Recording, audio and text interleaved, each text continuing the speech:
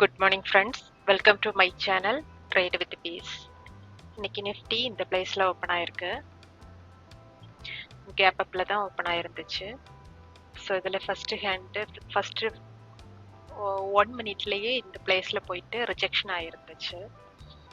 Okay, so நான் கொஞ்சம் கூட இதில் மேலே போகும்னு எக்ஸ்பெக்ட் பண்ணேன், ஆனால் அது போகலை. ஃபர்ஸ்ட் 1 மினிட்லயே ரிஜெக்ஷன் ஆயிருந்துச்சு.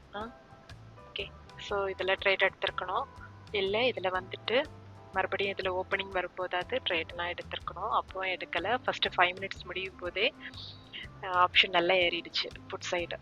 ஓகே, ஸோ எனக்கு அதில் ட்ரேட் எடுக்க முடியல. கொஞ்சம் கூட ரீட்ரேஸ்மெண்ட் இருக்கும்னு எக்ஸ்பெக்ட் பண்ணேன், ஆனால் அது இல்லை. ஏன்னா இதுலேயே ரீட்ரேஸ்மெண்ட் இந்த ஓப்பனிங் வரைக்கும் வந்துருந்துச்சு. ஓகே, ஸோ இந்த இடத்துல ட்ரேட் எடுத்திருக்கணும், இல்லை இந்த 5 மினிட்ஸ் ஹேண்டில் முடியும் போதாவது எடுக்கணும். அப்போ எடுக்கலை ட்ரேடு.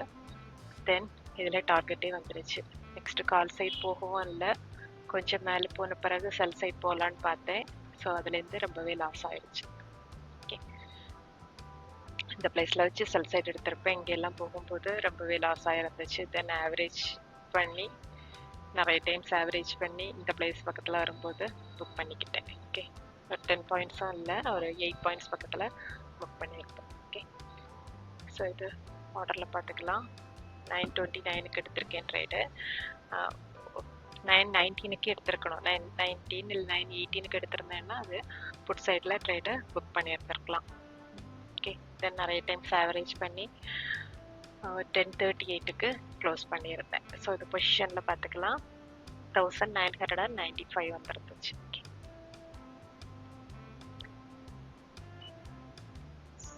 இந்த பிளேஸில் ட்ரேட் எடுத்தேன். இந்த பிளேஸில் 20 பாயிண்ட்ஸ் மேலே புக் பண்ணியிருக்கலாம். அப்படி பண்ணலை. தென் இதில் வச்சு புட் சைட் ட்ரேட் எடுத்து இங்கே லாஸ் ஆகி தென் இதில் எல்லாம் ஆவரேஜ் பண்ணி இந்த பிளேஸில் வரும்போது நான் புக் பண்ணிக்கிட்டேன். ஓகே, ஆவரேஜ் பண்ணக்கூடாது. Okay okay friends, thank you.